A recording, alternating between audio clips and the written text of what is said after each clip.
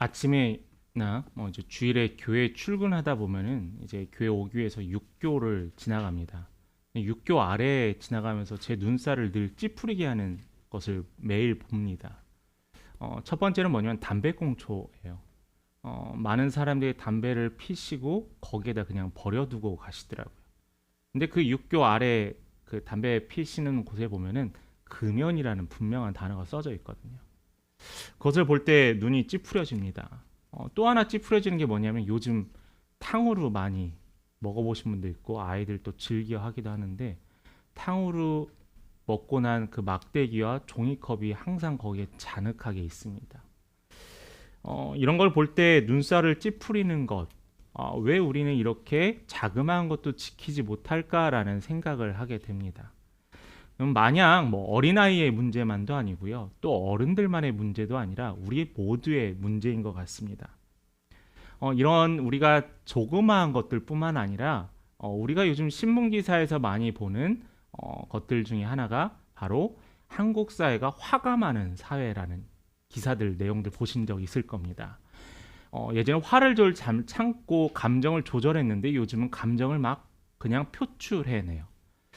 대표적인 예로 보복운전 뭐 여러분 많이 보셔서 알겠지만은 그냥 단순하게 조그마한 일 하나 때문에 다른 사람의 차의 진로를 막거나 아니면 극심한 경우에는 흉기로 위협하는 경우도 종종 기사를 봅니다.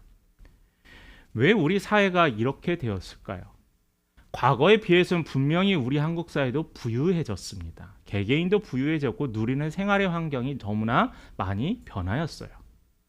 뿐만 아니라 민주주의의 성숙도도 있었습니다. 저도 제가 어렸을 때 초등학생 때 기억이 학교가 시내에 있었는데 최루탄 냄새를 정말 많이 맡았었거든요.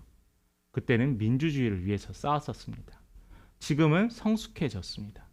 그런데 물질적으로도 부유해지고 민주주의도 성숙해졌는데 개인은 거기에 맞춰서 성숙해졌을까라는 질문을 저에게 하신다면은 그렇지 않는 것 같습니다라는 답변이 나옵니다.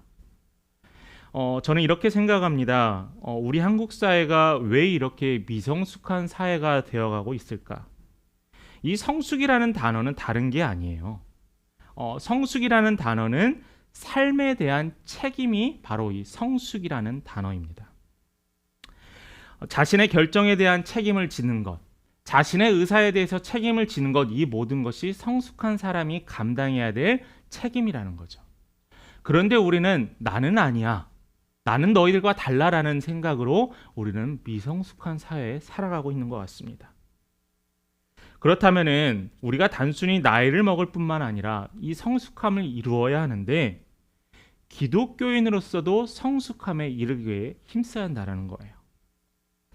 그리스도인이 성인으로 자란다는 것은 다른 게 아니에요. 어린아이의 믿음에서 성인의 믿음으로 자란다는 것은 성숙함과 성장이 동시에 동반돼야 한다는 겁니다. 몸만 크고 머리만 크는 신앙인이 아니라 온 삶의 모든 것이 성숙해져야 한다는 거죠.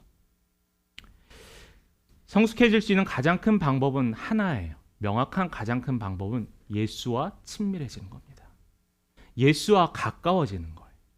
예수로 인해서 나의 잘못된 것들이 비춰지게 되고요. 내가 해야 될 것들이 걸러지게 되는 거예요. 그게 바로 예수와 가까워져야 하는 이유입니다. 또한 이 예수를 바라보고 예수를 닮아가는 사람들을 위해서 예수를 닮아가기 위해서 우리는 사명을 감당해요. 사명. 우리가 방금 전에 불렀던 찬양에서 사명이라는 단어가 가사가 나오지만은 사명을 우리가 감당할 수 있는 믿음을 소유한다는 거예요. 믿음이 성장한다는 것은요, 이 사명이 점차 완성되어 가고 완성되어지고 완수되어질 때마다 하나님께서 또 다른 사명을 감당케 하신다는 겁니다. 제가 여러분들에게 자주 드는 예가 있죠. 아이가 태어나서 걸을 때 수없이 수백 번, 수천 번을 넘어져야 다시 일어설 수 있다라고 해요. 아이가 계단을 맨 처음에 올라갈 때 그 계단에 올라가기 위해 엄청나게 많은 생각을 하고 주저한다고 합니다. 사명도 마찬가지예요.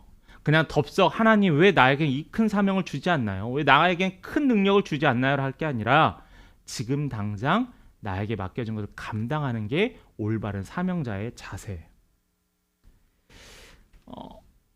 나에게 주신 사명, 우리에게 주신 사명이 무엇일까?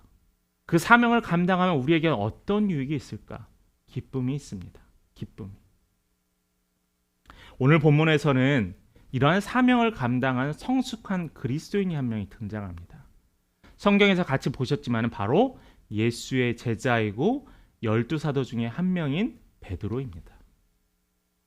베드로는 사명을 감당하기 위해서 주만 바라봤어요. 그가 많이 배웠나요? 그가 예수님 앞에 죄가 없었나요? 그런데 이 베드로는 예수만 바라보고 이 사명을 감당해 왔어요. 그런데 이 베드로가 그냥 단지 목적과 사명만을 위해서 뛴 게 아니라 이 베드로가 변화였다는 거예요. 인격적으로 성숙해졌다는 겁니다. 예수를 잡으러 온 로마 군인을 향해서 그의 귀에 칼을 댔던 그 베드로, 생각하지 않고 다짜고짜 예수와 함께 내가 당신을 지키겠나이다라고 선언했던 그 성급했던 베드로가 성령을 체험하고 변화였어요. 오늘 이 본문이 베드로의 성숙함, 이 성숙함을 통하여서 우리는 어떠한 성숙한 삶을 살아야 될지에 대해서 보여주는 말씀이 오늘 본문의 말씀입니다. 먼저 오늘 본문은 두 가지의 특별한 기적이 나타납니다. 8년 동안 누워 있었던 병든 자가 나타나고요. 한 명은 죽었던 자입니다. 그리고 이 이야기를 통합하여서 마지막에 단 한 절인 43절에 중요한 그리스도인의 삶의 자세를 말해주고 있습니다. 그래서 우리 먼저 중풍병자 애니아의 치유에 대해서 한번 살펴보려고 합니다. 당시에 이 베드로가 사역을 했을 당시 예루살렘에서 핍박하고 예루살렘에 뿔뿔이 흩어지는 디아스포라가 일어난 이후에 그리스도의 복음이 유대와 사마리아 땅끝까지 곳곳에 열매 맺고 있었어요. 본문의 32절에 보면은 베드로가 사방으로 두루 다니다가 룻다에 사는 성도들에게도 내려갔다고 했습니다. 수많은 곳에 복음이 퍼져서 베드로가 그들에게 말씀을 전하고 그들의 삶을 또한 진단해주고 인도해주기 위해서 곳곳에 다녔는데 이 작은 도시인 룻다에까지 베드로가 가게 되었다라고 기록합니다. 그런데 이곳에서 누구를 만나죠? 8년 동안 중풍병을 침상에 누워있던 애니아라는 한 사람을 만나게 됩니다. 8년이 짧을까요? 절대 짧지 않습니다. 아이가 태어나서 초등학교 들어간 그 시기가 8년이에요. 그 사이에 얼마나 많은 일들이 일어나요. 그 8년 동안 이 애니아는 누워 있었다라고 기록합니다. 근데 그의 가족들이, 그의 친구들이 이 8년 동안 누워있던 이 애니아를 위해서 얼마나 많은 노력들을 했을까요? 의사도 찾아가고 또 소문이 좋은 또 사람도 찾아가고 어떤 사람이 이런 방법으로 치유했다 하면은 그 사람을 찾아갔을 겁니다. 그런데 8년의 그의 노력은 결국에는 어떠한 변화도 없었다라는 거죠. 그런데 이러한 애니아를 향해서 베드로가 선언합니다. 34절과 35절 한 목소리로 같이 봉독합니다. 같이 읽습니다. 베드로가 이르되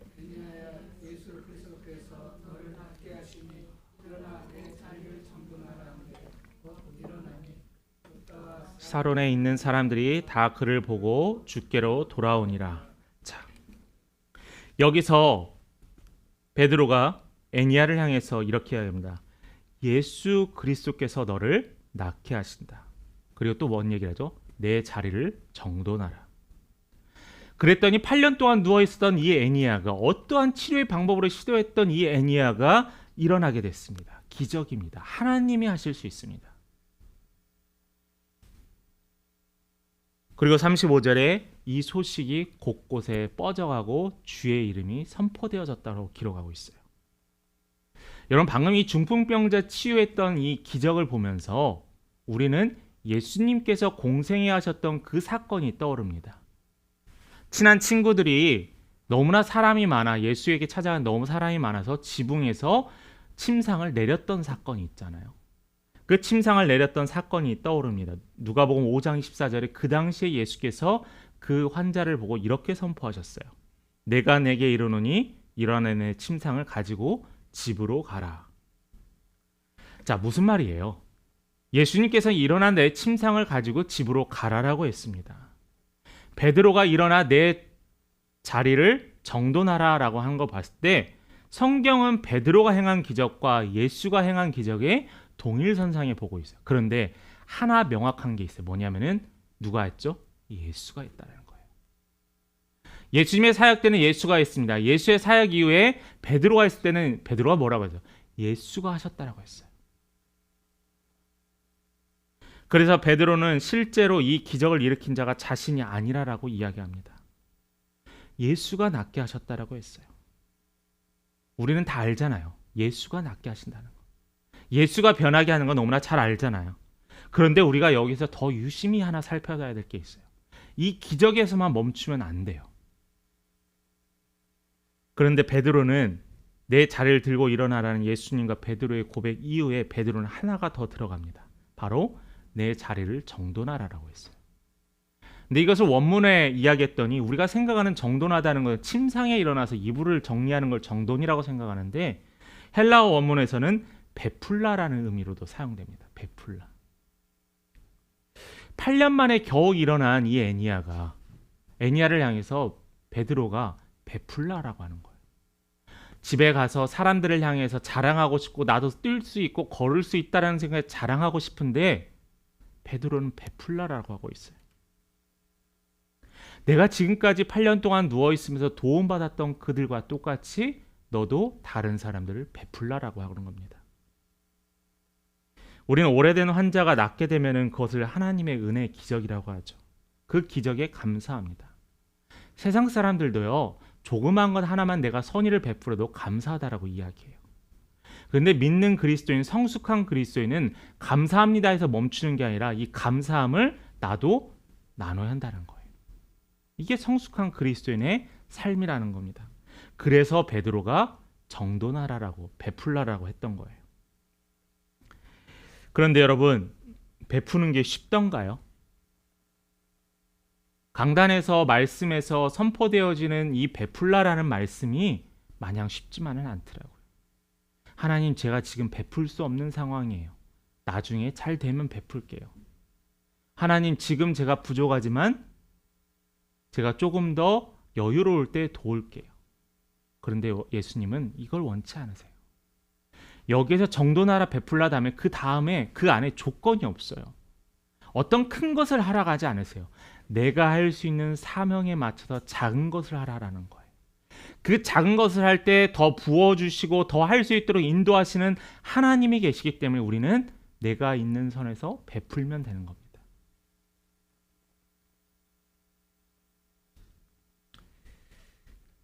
바로 이게 사명이고요. 이게 바로 성숙한 그리스도인, 바로 예수가 바라는 삶이라는 겁니다. 두 번째 기적이 나타납니다.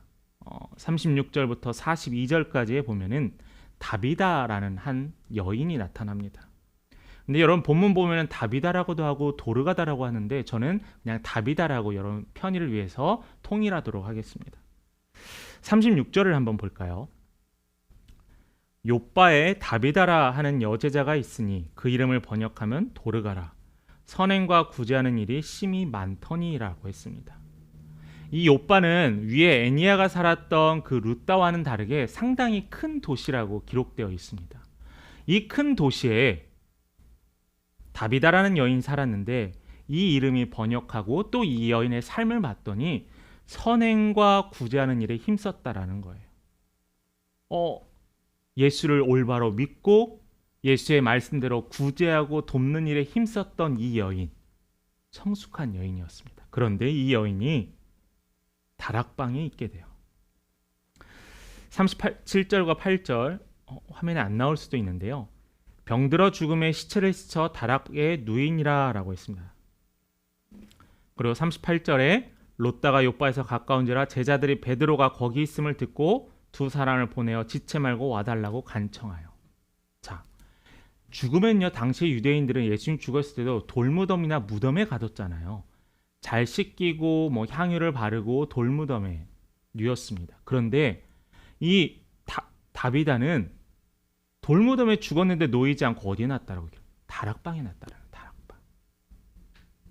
왜 다락방에 놨는지 방금 읽었던 38절에 기록이 나와 있어요. 베드로가 와서 기도하면 이 여인이 살아날 거라는 믿음이 있었기 때문에. 되게 놀라운 고백 아닐까요? 죽은 자가 살아날까라는 이 놀라운 고백. 이 고백하는 여인들이, 고백하는 사람들이 베드로가 오는 길가에서 눈물을 흘렸대요. 왜 눈물을 흘렸을까요? 눈물을 흘리는 이유는 다른 게 없습니다. 그 여인이 자신들에게 해준 게 너무나 많았기 때문이에요. 다비다는 단순히 선행만 했던 게 아니고요. 속옷과 겉옷을 만들어 주었다라는 거예요. 그러니까 자신이 눈에 보이지 않는 것까지 살뜰하게 챙겨주고 도와주는 사람이 다비다였는데, 이 다비다가 죽은 게 너무나 슬프고 안타까웠어요. 그가 다시 살아날 수 있을 거라는 믿음으로 그녀를 다락방에 뉘었던 겁니다. 하나님께서 그들의 믿음을 사용하셨죠. 평소에 얼마나 아름다운 삶을 살았는지 보여주는 이야기입니다. 이 이야기를 듣고 베드로가 기도합니다. 우리 40절과 41절을 함께 같이 봉독하겠습니다. 베드로가 사람을 다 내보내고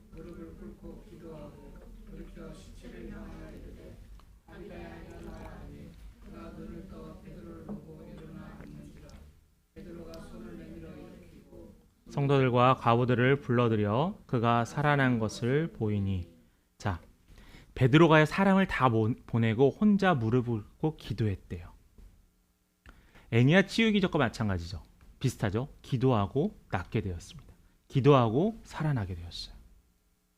신약 성경에 예수님의 공생의 사역 중에서 기록된 사건 중에 세 가지가 있습니다. 죽은 자를 살리신 세 가지 사건이 있는데, 첫 번째는 야이로의 딸을 살리신 사건이 있고요. 또 하나는 나인성 과부의 아들을 살리신 사건이 있고요. 또 하나, 세 번째는 바로 마리아 마르다의 오빠였던 바로 나사로를 살렸습니다.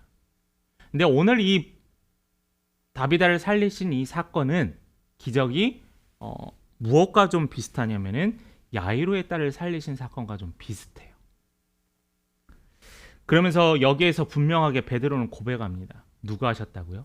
예수가 하셨다. 살리신 이가 누구라고요? 예수가 살리셨다는 겁니다. 베드로가 예수 중심으로 사역했던 것은 그가 성령을 체험한 후에 모든 기적에 동일하게 나타나요. 베드로가 성령을 체험하고 기적 사건 이후에 사람들에게 이렇게 선포하는 말씀이 있습니다. 사도행전 3장 16절입니다. 그 이름을 믿음으로 그 이름이 너희가 보고 아는 이 사람을 성하게 하였나니 예수로 말미암아 난 믿음이 너희 모든 사람 앞에서 이같이 완전히 낫게 하였느니라. 자, 너희로 말미암은 믿음이 낫게 했다는 거예요. 누구요? 예수요. 베드로는 성령을 체험한 이후에 뭐라고 했냐? 예수가 먼저였어요. 예수가 죽기 전에, 예수가 부활하시기 전에, 예수가 승천하기 전에는 어떻게든지 자신의 나라가 독립하고 이스라엘에서 어떤 위치를 차지하려고 했던 명예의 욕심이 있었던, 권력의 욕심이 있었던 이 베드로가 성령을 체험하고 나서는 모든 공로를 다 누구에게요? 예수에게 돌렸다는 거예요. 이게 성숙이라는 겁니다. 성숙이 성장하게 되었어요. 그 결과 어떻게 됐어요? 애니야가 고쳤더니 그 주변의 마을 사람들이 예수를 믿고 따랐다라고 했죠. 다비다를 살렸더니 뭐라고 해요? 그 주변의 마을이 예수를 칭송하고 따랐다라고 했습니다. 예수께 영광을 돌렸더니 그 모든 열매를 예수가 맺게 하셨다는 거예요. 우리는 자꾸 내가 꽃에 물을 주고 내가 열매를 맺게 하고 내가 걸음을 주고 내가 하려고 해요. 그런데 하나님의 사명은 그렇지 않습니다. 하나님의 사명, 예수의 사명을 감당할 때, 그 사명을 감당할 때 우리에게 열매를 맺게 하신 누구시라고요? 예수 그리스도시라는 거예요. 그런데 자꾸 내가 무엇인가 하려고 하니까 성취가 이루어지지 않고 결과가 좋지 않았을 때는 좌절해요. 넘어져요. 쓰러져요. 모든 영광은 누구에게요? 하나님과 예수님께 돌려야 한다는 겁니다. 요즘 세상은 모두 자기 잘난 맛에 좀 삽니다. 경쟁사회에 자신이 잘하는 것을 드러내기도 하고요. 자랑하기도 해야지 쓰임도 받습니다. 광고도 해야 되고, 이게 지혜라고 합니다. 근데 잠언 22장 4절에는 이렇게 이야기해요. 겸손과 여호와를 경외함의 보상은 재물과 영광과 생명함이라. 여러분, 재물을 넉넉하길 원하시죠? 우리 성도님들은 다 청빈의 삶을 사시나요? 저는 재물이 넉넉했으면 좋겠어요. 영광 받길 원하세요? 명예에 있었으면 좋겠어요. 생명이요 건강했으면 좋겠어요. 이것을 얻기 위한 조건이 있잖아요. 뭐죠? 여호와를 경외하고 겸손하라는 거예요. 여호와를 예배하고 경외한다는 말이면 다른 게 아니에요. 내가 겸손하다는 말입니다. 성경은 하나님을 경외하는 가운데 겸손하라고 우리에게 끊임없이 가르쳐요. 우리 예수님도 늘 겸손하셨잖아요. 큰 기적을 베푸시고 사람을 먹이시고 병든 자를 치유하시고 사람들 앞에서 너무나 귀한 말씀을 선포하신 이후에 예수님의 자리는 어디였어요? 겸손한 기도의 자리였어요. 사람들이 영광을 높이고 사람들이 칭송했을 때 그들의 칭송이 혹시 하나님의 영광을 가릴까요? 예수는 그들을 피하여 사람이 없는 한적한 곳에서 새벽의 기도와 밤의 미명의 기도를 드렸다는 거예요. 왜요? 모든 영광을 하나님께 돌리기 위해서요. 예수는 철저히 낮아졌습니다. 그랬기 때문에 하나님의 아들이시고 독생자이신 예수 그리스도가 천하고 천한 그 거친 십자가에서 죽는 것을 다짐할 수밖에 없었다는 거죠. 죽기까지 복종하신 예수님은 하나님을 높였습니다. 그게 바로 하나님의 영광을 높이는 삶이에요. 여러분은 신앙생활 하시면 낮아지시고 계십니까? 근데 여러분의 자존감을 낮추라는 게 아니에요. 나는 못해, 나는 아무런 능력이 없어, 그런 말이 아닙니다. 모든 것을 하나님께 영광을 돌리라는 거예요.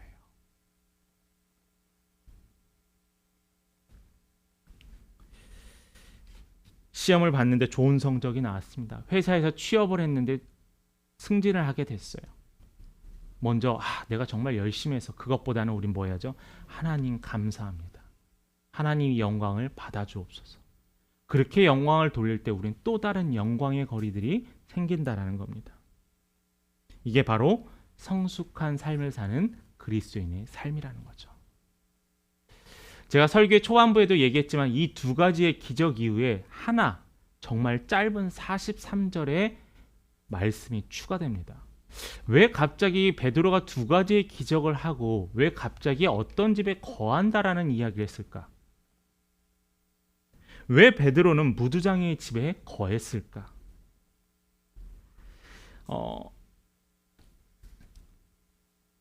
베드로가 이 놀라운 기적과 사람들의 칭송을 듣고 사람들이 몰리면서 베드로도 동의를 했을 겁니다. 사람들이요, 베드로 사도님 저희 집에 와서 묵어주세요. 저희 집에서 식사를 해주세요. 얼마나 초대를 많이 했을까요? 왜냐하면 어떻게 하면 예수의 이야기를 듣고 어떻게 하면 우리 집에도 있는 어려움들이 해결될 수 있을까 기도받고 싶었을 거예요. 새로운 생명을 얻었던 다비다가 얼마나 이 베드로를 자신의 집으로 초대하고 싶었을까요? 그런데 이 초대를 거절하고 베드로가 거했던 집은 바로 무두장이의 집이었어요. 분명한 의미가 있었을 겁니다. 지금까지 성경에서는 베드로가 사역을 하고 누구 집에 머물렀다는 기록들은 잘 나타나지 않습니다. 그런데 특별히 이 기적 이후에 요빠라는 도시에서 왜 머물렀다라고 했을까? 그 이유는 다른 게 아니에요.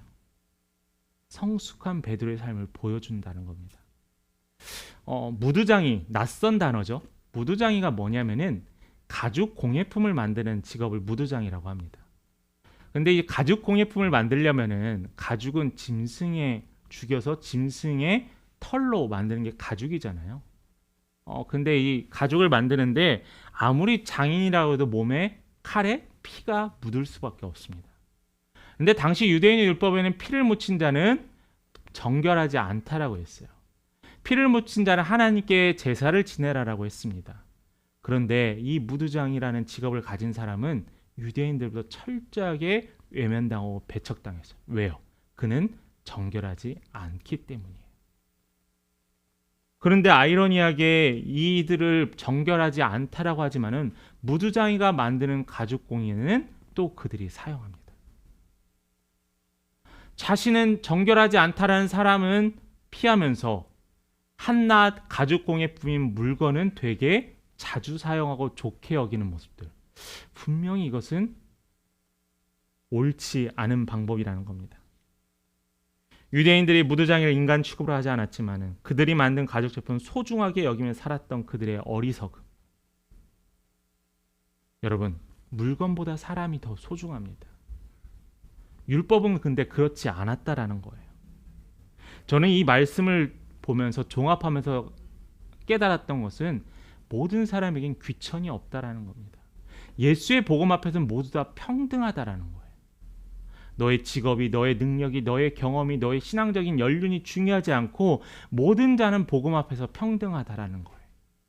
그런데 유대인들은 그렇지 않았다라는 겁니다. 그래서 베드로가 이 무두장의 집에 거했다라는 거예요. 세상 사람들에게는 자기를 사랑해주는 사람을 사랑하는 거 쉽습니다. 그런데 여러분들 미워하는 사람 사랑하고 용서하는 거 쉽나요? 너무나 어려워요. 내 의지로 사랑할 수 없는 사람, 내 머리로 이해할 수 없는 사람들이 너무나 많기도 합니다. 그런데 이 말씀을 예수님은 보여줬어요. 어떻게 해요? 하나님께 구하는 자에게는 사랑하는 마음도 예수께서 주신다는 거예요. 내가 너를 정말 미워. 그렇지만은 예수의 이름으로 너를 사랑하고 축복합니다. 그게 예수가 주신 마음이래요. 그렇다 보니까 자연스럽게 어떤 일이 생기냐면은 그를 진정으로 사랑하게 된다는 겁니다. 베드로는 주의 말씀을 따라서 기적을 베풀었어요. 주의 말씀을 따라서 예수를 선포했어요. 그리고 주를 따라서 예수님께서 가난하고 병들고 고아인 자들과 함께 했던 그 모습을 그는 삶으로 실천했습니다. 그것이 바로 성숙이에요. 말씀 마무리합니다. 성숙이라는 단어는요, 무르익어서 열매를 맺었다라는 말의 의미를 성숙이라고 합니다. 그러니까 어느 정도 무르익고 어느 정도 발전한 것을 성숙이라고 이야기하죠. 우리는 누구를 닮아야 돼요? 예수를 닮아야 돼요. 예수를 닮기 위해서 노력해야 돼요. 분명히 지금 내 모습은 예수의 모습이 나타나지 않을 수 있어요. 내가 죽을 때까지 예수를 닮은 모습을 나타내지 못할 수도 있어요. 그러나 예수는요, 예수를 바라보는 자에게는 예수의 향기가 난다는 거예요.